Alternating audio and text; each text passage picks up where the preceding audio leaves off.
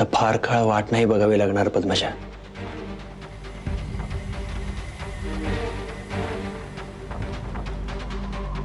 त्या श्रीकांतच्या बाजूने उभा राहणारा प्रत्येक आधार मी नाहीसा करत आलोय.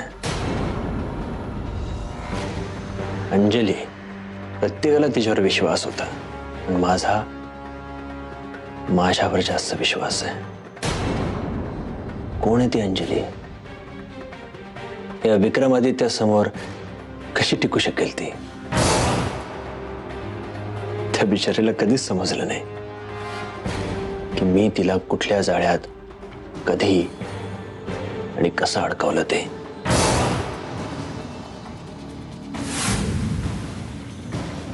नाही, मी अशी हार नाही मानणार. विक्रमादित्य,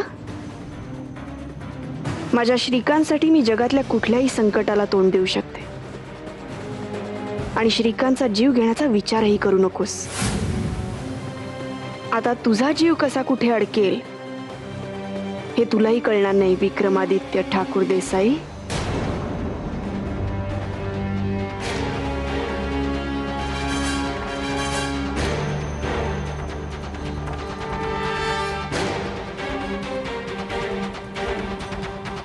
अंजली,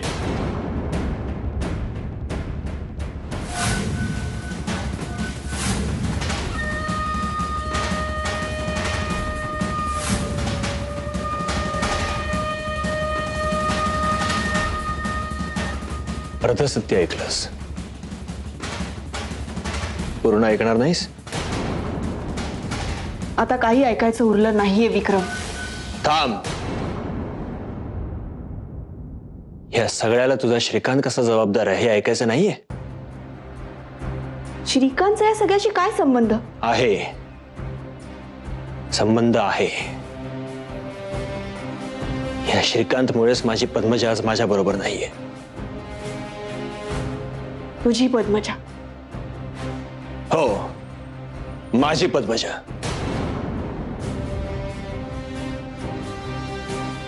पद्मजा आणि मी आम्ही एकाच कॉलेजमध्ये शिकत होतो.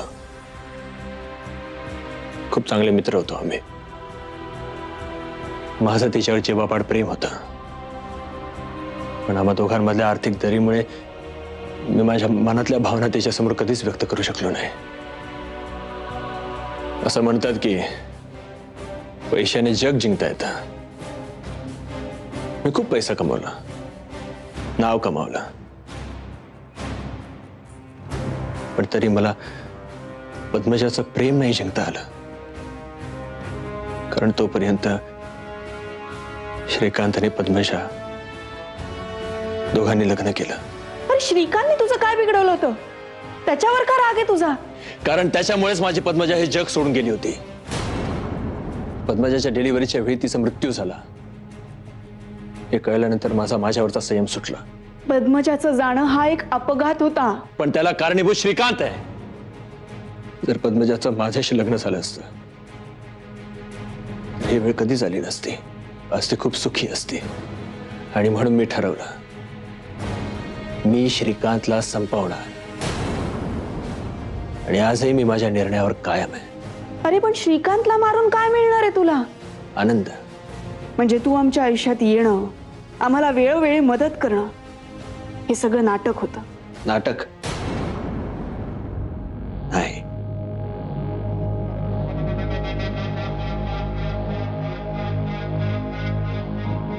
हा माझ्याच प्लॅनचा एक भाग होता. श्रीकांतला संपवायचंच असतं तर मी त्याला कधीच संपवू शकलो असतो. मला त्याला उद्ध्वस्त होताना पाहायचंय. तुला काय वाटलं तू आम्हाला उद्ध्वस्त करशील? अंजली, श्रीकांतचा सरितावर खूप जीव आहे ना. मग जर श्रीकांतला मानसिक त्रास द्यायचा असेल तर सरिताला त्रास होणं खूप गरजेचं आहे. तुला हरीश आठवतो? माझाच मोहरा. कशी वाटली तुला माझी चाल? आणि एवढंच नाही तर तुमच्यावर हल्ला करणाराही मीच होतो आणि त्यातून तुम्हाला वाचवणाराही मीच होतो. त्यानंतर पुढे काय झालं हे तुला चांगलंच ठाऊक आहे. पण मग गिरिजा, तिचा काय संबंध? तिला का डांबून ठेवलंस तू? तिला श्रीकांत हवाय आणि मला श्रीकांतचा जीव. तिला श्रीकांत बद्दल खोटा आशावाद दाखवला आणि तिचा वापर करून घेतला. तिचा वापर केला नसता तर तुम्हाला घराबाहेर काढण्यासाठी ती कशी तयार झाली असती? नाही, असं असलं तरी गिरिजा असं वागूच शकत नाही. मूर्ख आहे ती. मी तिला सांगितलं की जर अंजली आणि श्रीकांतला घराबाहेर काढलं तर नंतर त्यांच्यामध्ये भांडणं होतील, दोघेही एकमेकांपासून वेगळे होतील, मग श्रीकांत तुझा होऊ शकेल. आणि ती मूर्ख मुलगी, तिचा माझ्या या सांगण्यावर विश्वास बसला. पण श्रीकांत जेलमध्ये गेल्यानंतर मात्र ही खूप बिथरली. श्रीकांतला लवकरात लवकर बाहेर काढ, नाहीतर मी तुझी पोलिसात तक्रार करेन, अशी धमकी देऊ लागली मला. मग काय करणार? शेवटी तिच्यावर ही वेळ आलीच. आणि आता तुझ्यावर हीच वेळ आली आहे.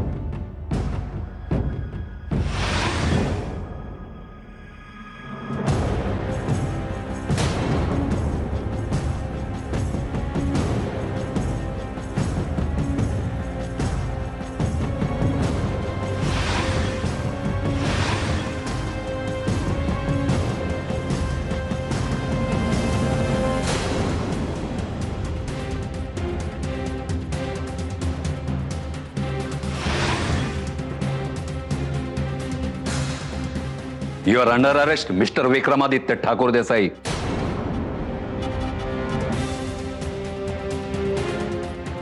तिघांना इकडे द्या. द्या म्हणतो ना.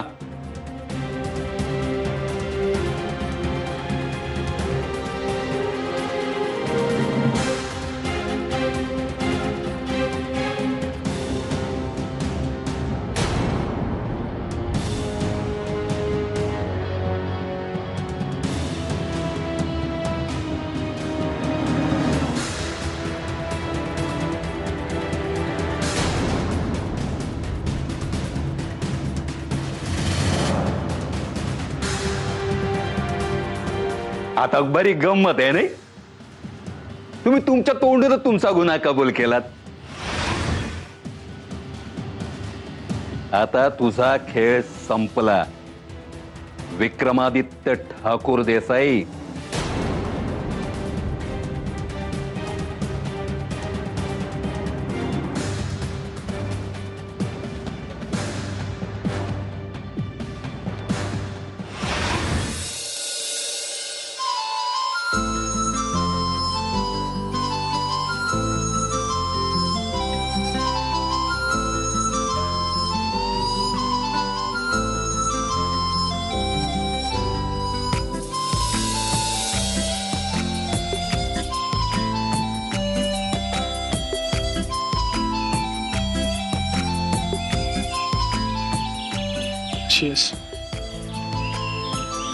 आता तू आलायस ना,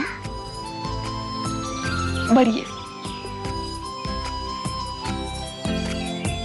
आयुष्यभर माझ्या सुखातच तू तुझं सुख शोधणार आहेस का?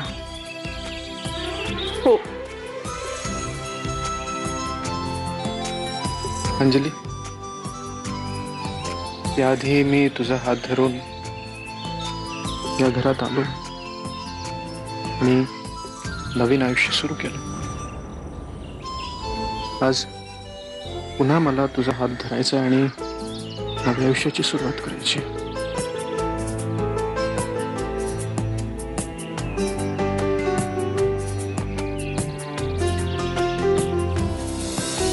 अरे या सर्व गडबडीत आपल्या श्रीकांत आज वाढदिवस आहे हे लक्षात आहे ना?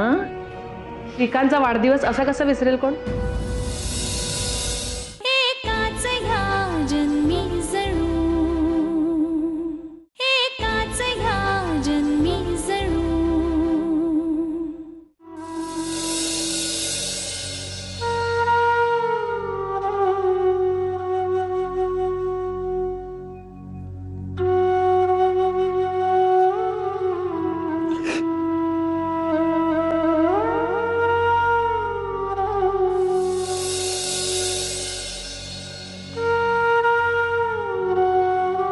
हे बघ, शांत हो. जे काही घडलं त्यात तुझा काहीही दोष नाही मला माहित आहे, पण परिस्थिती समोर कुणाचंच काही चालत नाही असं म्हणतात ना, तेच खरं. मला एक प्रश्न पडलाय. बोल ना.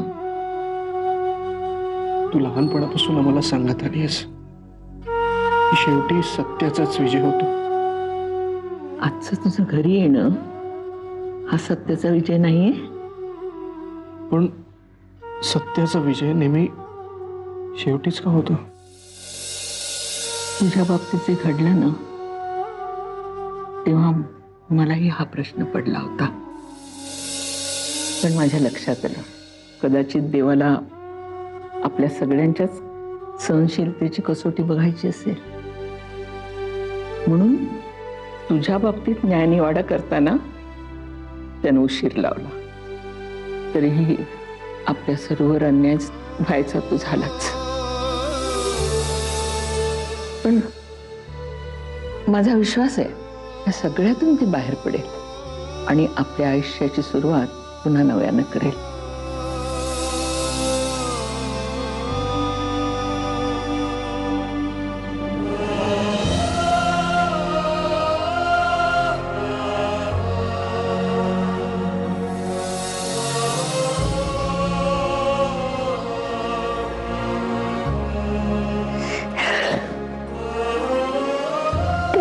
सॉरी, चूक झाली माझ्याकडनं. मी बसली गेले रे आणि मला कळलंच नाही. ती आऊ म्हणते तेच खरं, पण दोघी या परिस्थितीचा बळी आहोत. दादू, अंजली मला वेळोवेळी समजवण्याचा प्रयत्न करत होती, पण मी तिचं नाही ऐकलं. Anjali, I'm sorry.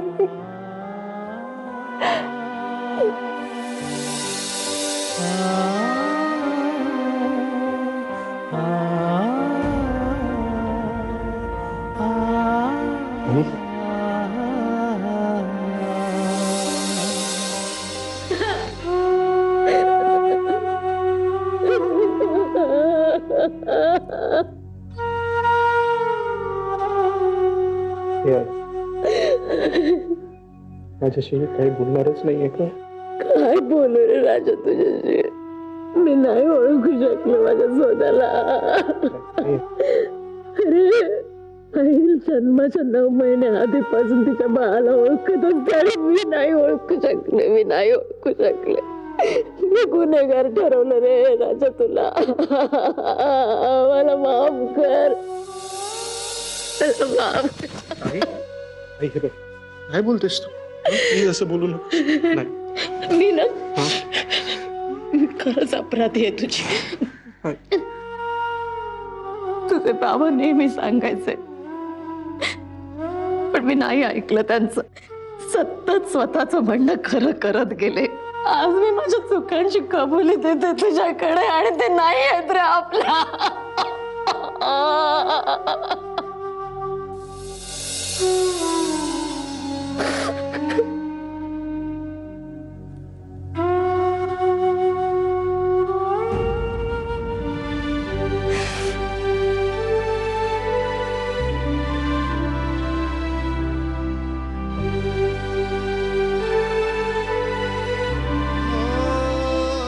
या घरात मी सगळ्यात जास्त तुमच्यावर चिडलोय.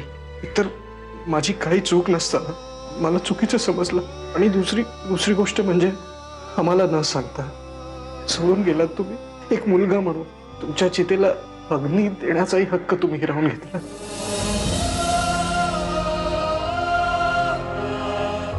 पण एक मुलगा म्हणून मी वचन देतो तुम्हाला की या घरात सगळी कर्तव्य पार पडल्याशिवाय मी शांत बसणार नाही. अरे या सर्व गडबडीत आपल्या श्रीकांत आज वाढदिवस आहे हे लक्षात आहे ना? श्रीकांतचा वाढदिवस असा कसा विसरेल कोण?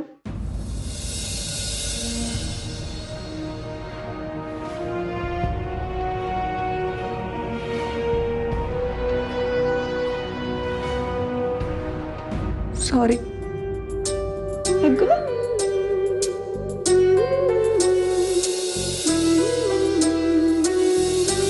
एकाच ह्या जन्मी जणू एकाच ह्या जन्मी जणू. गिरिजा, तू? ऍक्च्युली मला इथे असं अचानक आलेलं बघून तुम्हाला सगळ्यांना खूप आश्चर्य वाटलं असेल ना. अर्थात मागे कारणही तसंच आहे आणि मला मला खरंच खूप पश्चाताप होतोय त्याचा. म्हणूनच न राहून आले मी इथे.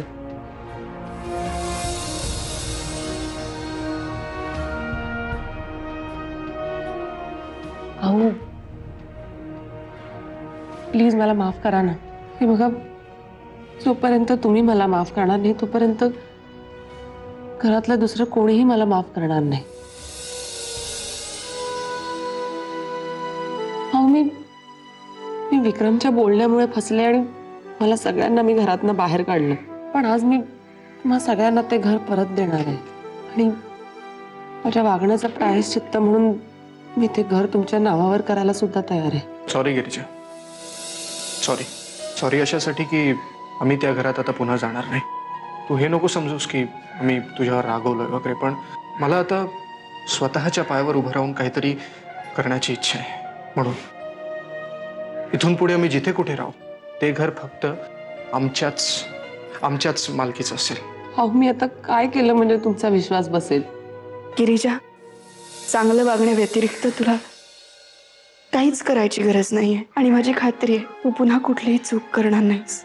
जिनं तुझ्याशी भांडायला हवं तिनंच तुला माफ केल्यावर तुला न माफ करणारी मी कोण हो?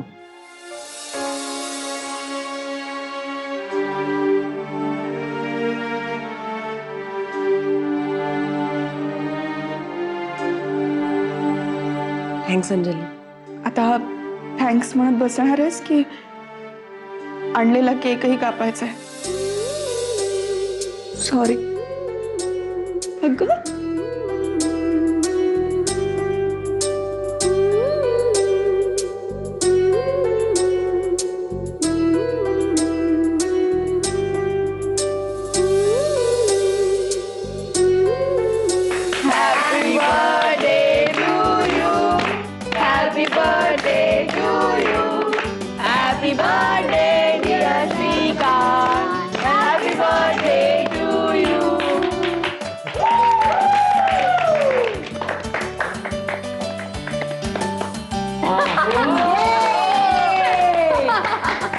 हे बघ, तू चुकलीस, तू मान्य कर. श्री, तू कधीच मान्य करत नाहीस. मी का मान्य करू? तू चुकलीस, तू मान्य कर. ठीक आहे, जाऊ दे ते.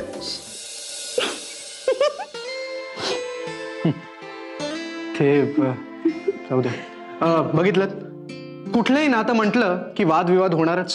त्यातून नवरा बायकोचं नातं म्हटलं की कधी कुठल्या गोष्टीवरून वाद होईल हे तर काही सांगताच येत नाही. अगदी बरोबर. आणि आमच्या मधल्या वादविवादांचे तर तुम्ही स्वतःच साक्षीदार आहात. पाहिलं तुम्ही. श्रीकांतची ना एक खूप भावलेली गोष्ट मला तुमच्याबरोबर शेअर करायची. वा, कुठली गोष्ट? ते मी लोकांना सांगताना तू ऐक. नाही नाही, आपल्या संसारातील काही गोष्टी आपल्याला कळू दे ना, म्हणजे मला कळू दे. उगाच माझी बदनामी केलीस तर? तू पुन्हा वाद घालणार आहेस का? मी वाद कुठे घालतोय मी? ओके, नाही, नको नको. हे बघ, तू आता नवरा बायकोबद्दल त्यांच्या वादाबद्दल जे काही सांगितलंस ते मला प्रात्यक्षिक दाखवण्याची अजिबात इच्छा नाही. तिला तूच बोल. गुड. माझ्या अपंगपणाबद्दल तुम्हाला सुरुवातीपासूनच माहिती होतं, पण मला त्याचं कधी वाईट वाटलं नाही किंवा मी सहानुभूती गोळा करायचा प्रयत्नही केला नाही. पण काही लोकांचा दृष्टिकोन वेगळा होता. काही लोकांनी सहानुभूती दाखवली तर काही लोक कुत्सितपणे वागले. अपवाद फक्त एकच, माझा श्रीकांत. त्याने नेहमीच मला बरोबरीची वागणूक दिली. मला वाटतं अंजलीच्या बाबतीत एक माणूस म्हणून मी तिच्याकडे ज्या नजरेने पाहायला हवं होतं त्याच नजरेने पाहिल्यामुळे ती नेहमी मला बरोबरीचीच वाटली. अंजलीच्या आणि माझ्या वतीनं तुम्हाला एकच विनंती आहे. तुम्हाला तुमच्या आजूबाजूला अंजलीसारखं कोणी दिसलं तर प्लीज त्याला आपल्या बरोबरीने चालण्याची संधी द्यायला अजिबात विसरू नका. आतापर्यंत तुम्ही आमच्यावरती उदंड प्रेम केलं. तुमचे आशीर्वाद कायम आमच्या पाठीशी राहू दे हीच विनंती. धन्यवाद.